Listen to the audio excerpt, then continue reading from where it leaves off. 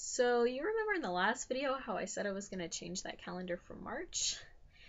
Yeah.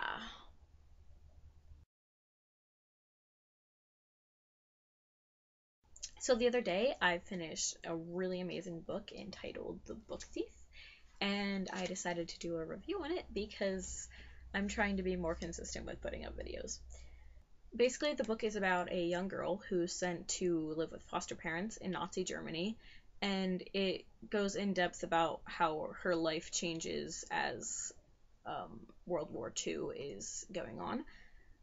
And she begins stealing books, which really builds up the structure of the story. However, the story isn't written from Liesel, the young girl's perspective. It's written from the perspective of death, which is a really interesting view to study about this type of thing, especially. It's not the type of sad book where you read it and you're overwhelmed with depression and you cry over it all the time. It's a different type of sadness. For example, if you read The Fault in Our Stars by John Green, you know that that's probably one of the saddest books in existence, and I have no doubt that you cried extremely hard at the end. Even so, this book is basically as sad, except it feels different, and there's honestly no other way I can describe it to you without you having read it. So, read it. One of the other reasons I really, really love this book is because the writing is absolutely flawless. Every sentence in this book is written in a way that you wouldn't expect until you've read it. If I could write like Markus Zusak, my life would be great, because this is some of the best writing I've ever read in my entire life. I'm not even joking. Now let's talk about the characters a little bit. They are perfect.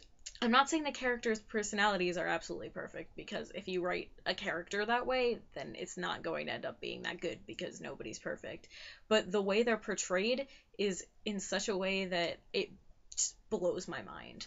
My favorite character was probably Rudy, just because he really did act like a young boy, and at the same time, he wasn't overwhelmingly obnoxious, but he had his moments.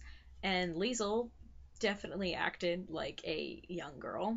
I love the relationships between the characters in this, and I love how you would expect a character to do one thing and they would go and do another, because people themselves are unpredictable. Like when Papa slaps Liesel when she was speaking against the Furrier. Furrier.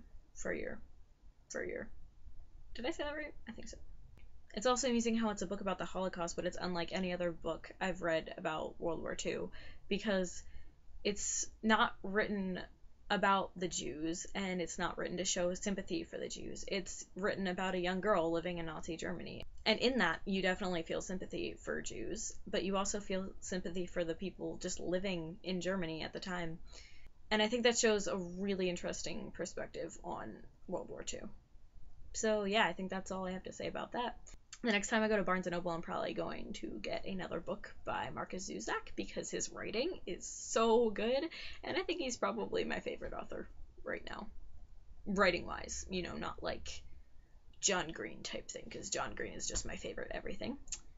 So yeah, if you've read the book or you want to say something else, then put it in the comments, because I like talking to people on the internet. Yeah.